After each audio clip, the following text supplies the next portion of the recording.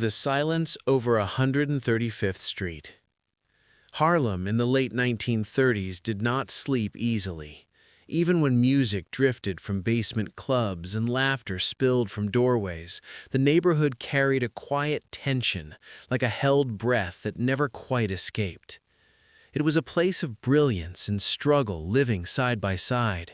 Painters argued with poets in smoky cafes, boxers ran before dawn through streets still wet from night rain, and men like Ellsworth Bumpy Johnson walked with the weight of reputation pressing against their shoulders, careful with every step, careful with every word, because power in Harlem was never simple, never clean, and never without consequence. Bumpy had built his name in shadows, but his loyalty to family was something even enemies respected. Blood to him was not an idea, it was a vow. His sister's boy, Nathaniel, had arrived in Harlem only months before, a quiet young man with more hope than caution, determined to find honest work and send money home. He carried no weapon, wore no colors, and kept his head low. He believed, as many young men did, that if you stayed out of trouble, trouble would stay away from you. That belief lasted exactly 7 days. On a Thursday evening, as church bells faded into dusk, Nathaniel left a printing shop on Lenox Avenue and never made it home. His absence did not ring alarms at first. In Harlem, delays were common. Work ran late, trains stalled, friends lingered.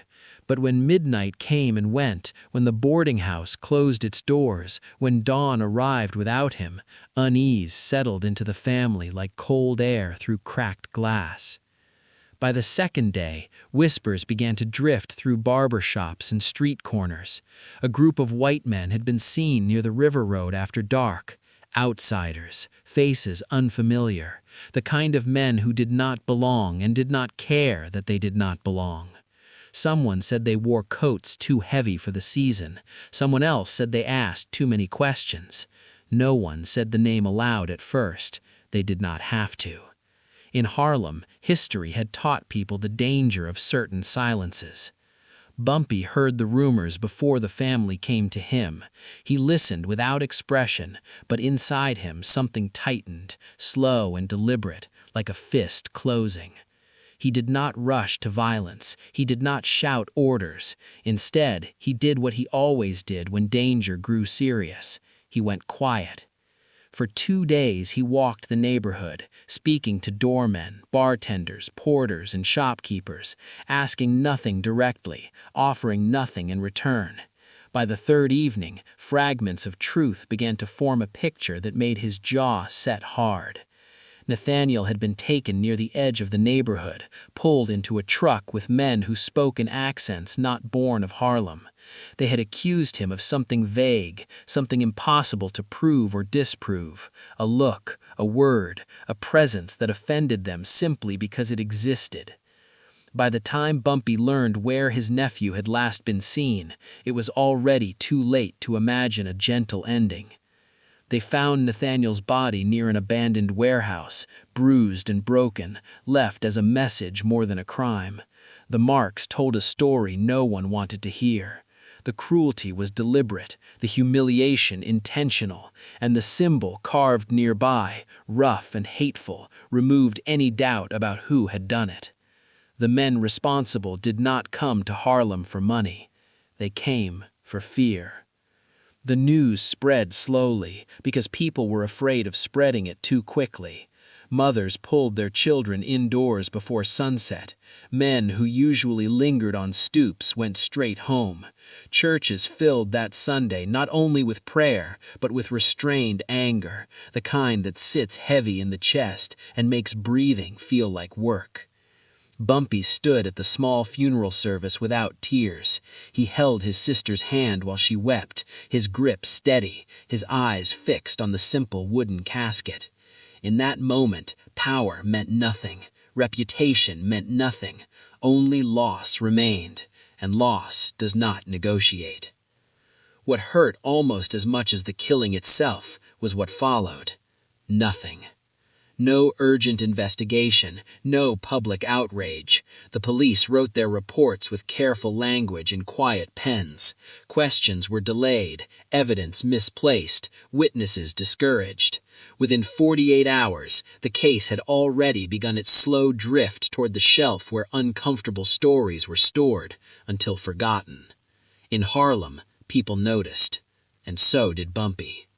He went first to the precinct, not as a criminal, but as an uncle. He asked politely for updates. He thanked the officers for their time. He accepted their vague reassurances with a calm that unsettled them more than anger would have. When he left, he did not slam the door. He only nodded, as if he had learned exactly what he needed to know. That evening, he sent messages not to gunmen, but to thinkers. He summoned ministers, journalists, business owners, and community leaders to a quiet meeting above a tailor shop. No threats were spoken, no violence planned. Instead, Bumpy asked a simple question that echoed through the room. If the law will not protect our children, then who will remind the law of its duty? Among those present was a man who had once trained with champions, a former cornerman who still traveled between gyms and arenas. He spoke of another name already known across the nation, a name that carried more weight than any badge or courtroom: Joe Louis. The brown bomber had become more than a fighter. He was a symbol, a disciplined, quiet force whose victories had given pride to millions who had been told they should expect none. His voice, when he chose to use it, traveled far beyond boxing halls.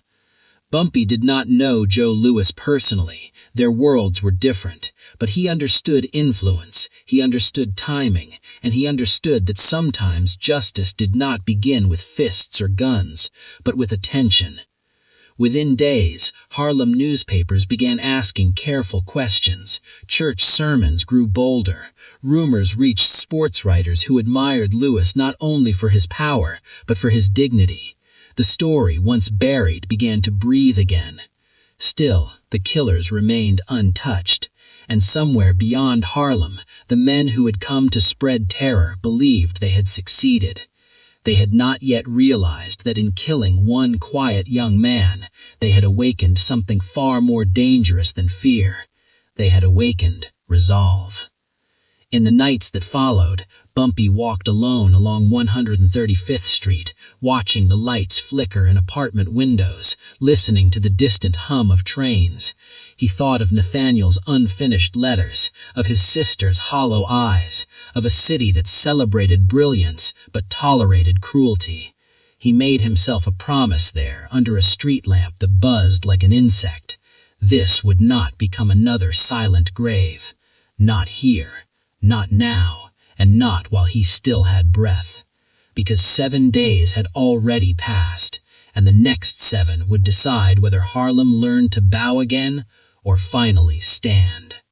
When power learns to whisper.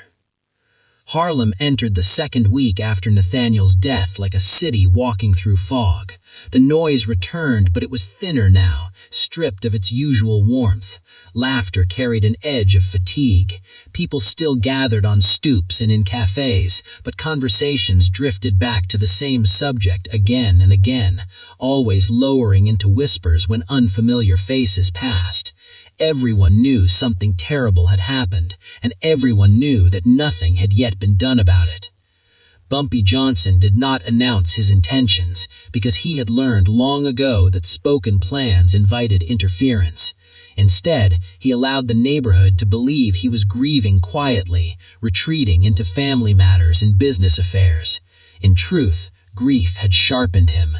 He rose before dawn, walked until his legs ached, and spent long hours listening rather than speaking. In every tavern, every boxing gym, every back room where men traded stories and secrets, he gathered pieces of a puzzle that refused to come together easily. The names he heard were scattered and incomplete.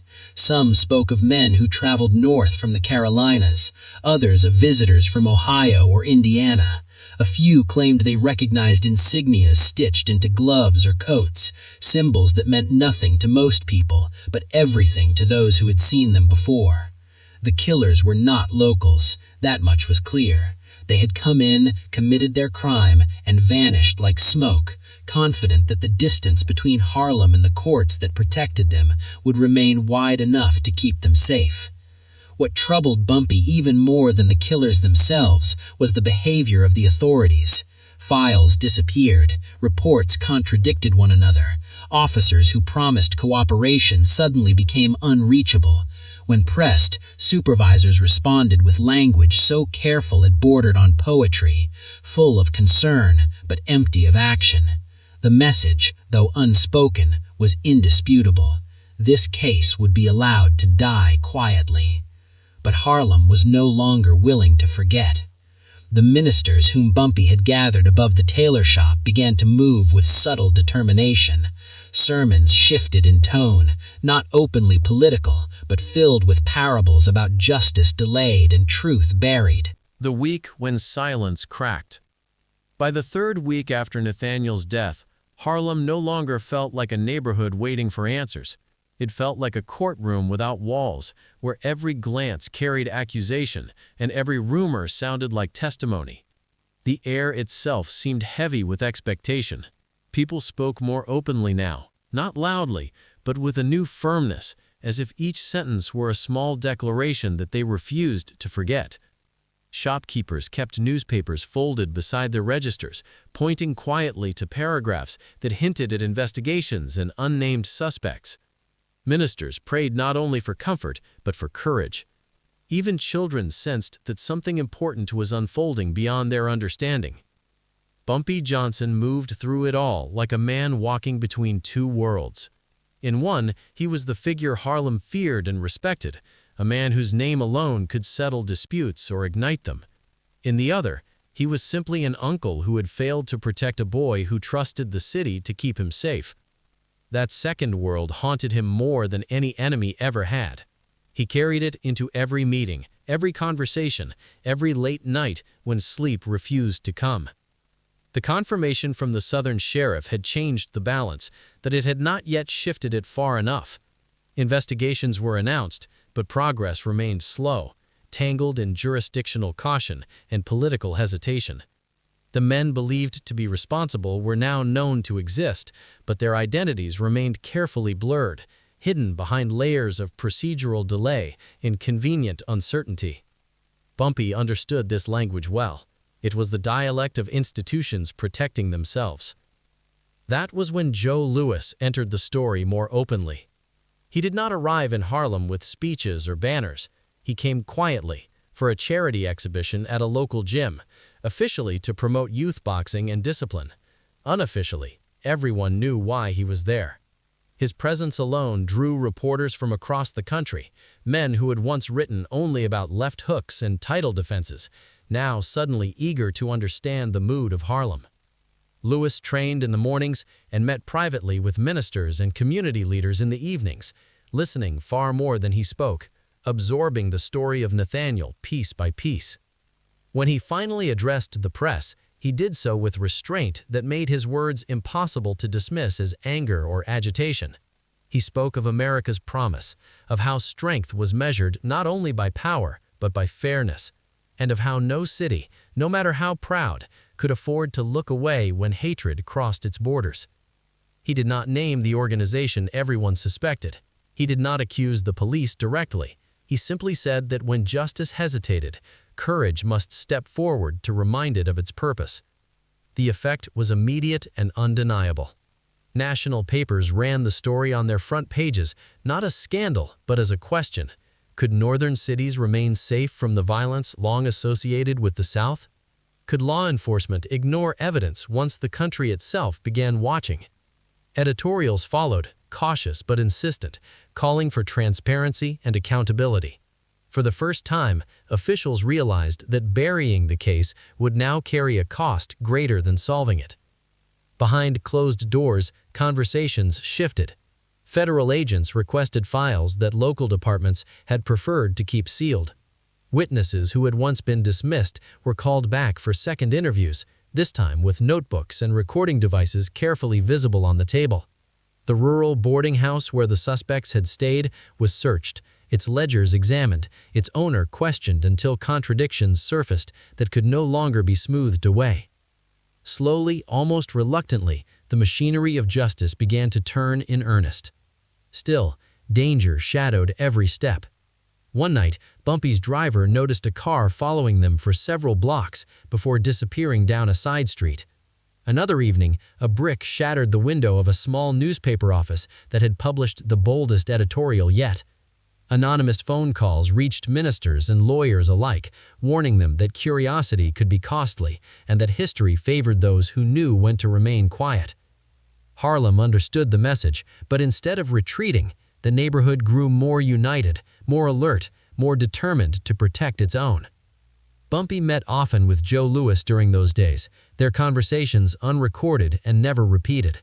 Two men from vastly different worlds, connected by a shared understanding of influence and responsibility, weighing each move as carefully as a boxer measures distance before a decisive strike. Bumpy spoke of fear, of how easily anger could tear Harlem apart if justice failed again. Louis spoke of patience, of how pressure applied steadily, without spectacle, often broke resistance more effectively than any blow. Together, they shaped a strategy that relied not on threats, but on visibility. Charity events multiplied, public appearances increased, interviews referenced Nathaniel's case with growing specificity, each one tightening the circle around those responsible. Legal scholars were invited to comment. Clergy organized interfaith gatherings that framed the issue not as a racial grievance, but as a moral test for the entire nation. The story, once nearly erased, now refused to be silenced. Then, on the 21st day, the first real breakthrough came. A clerk in a southern county office, uneasy with the attention and unwilling to risk complicity, quietly released travel permits that matched the timeline of the suspect's northern trip. The documents did not prove guilt, but they confirmed presence, and presence alone shattered the last fragile defense of denial. Within hours, reporters had the names. By evening, radios across Harlem repeated them in cautious tones, careful not to inflame, but unable to hide the significance. 3 men, connected to a chapter long rumored but rarely challenged, alive, and no longer invisible. Arrest warrants followed swiftly, not for murder yet, but for lesser charges related to false registration and unlawful transport, enough to bring them into custody and place them under questioning. It was not the justice Nathaniel deserved, but it was the first time since his death that handcuffs closed around wrists connected to the crime. Harlem reacted not with celebration, but with quiet relief. Candles appeared in windows one after another until entire blocks glowed with soft, steady light. Families gathered on stoops, speaking in low voices about what might finally change. Mothers allowed their children to stay outside a little longer, watching them with cautious hope. For the first time in weeks, fear loosened its grip, if only slightly. Bumpy stood again at the river's edge, near where Nathaniel had last been seen, listening to water lap against the pilings, thinking of how easily lives were carried away by currents beyond control. He felt no triumph, only resolve. Arrests were beginnings, not endings. Trials could fail. Evidence could vanish. Influence could still intervene. And somewhere, far from Harlem, powerful men were surely calculating how best to protect their own. Yet something fundamental had shifted. The killers had not been able to hide behind distance. The law had not been able to look away. And Harlem had learned that unity, when guided by patience and courage, could bend even the heaviest systems. Still, the most dangerous days often come not before justice, but after it begins. Because when silence cracks, those who benefit from it often strike hardest.